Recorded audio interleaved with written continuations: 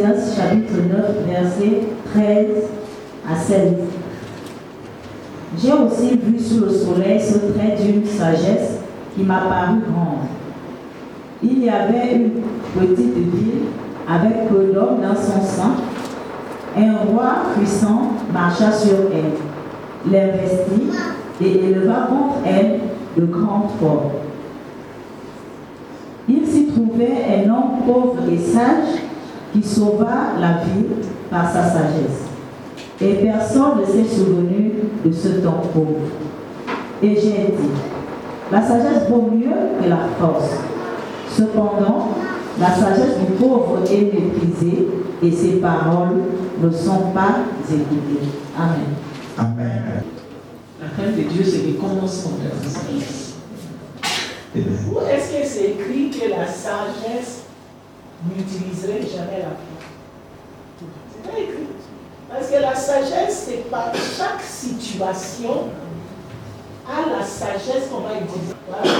L'homme sage sait ce qu'il fait et il sait ce qui doit être fait selon les circonstances. Vous voyez?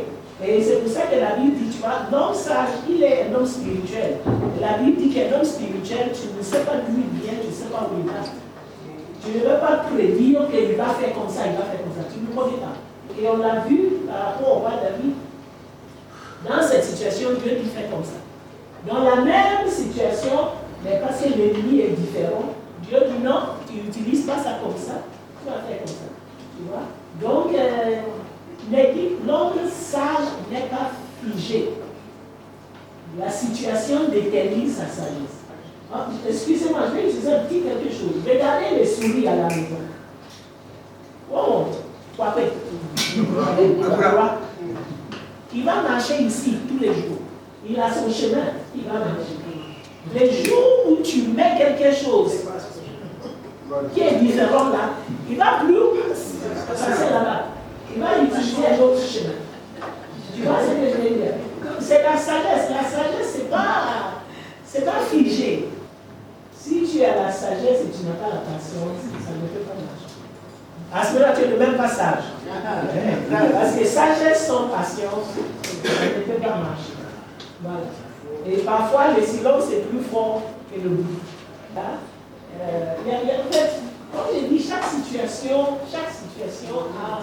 ce qu'il appelle. Mais un homme sage peut te parler des paroles qui peuvent te faire plus mal que si on t'a tapé. Amen.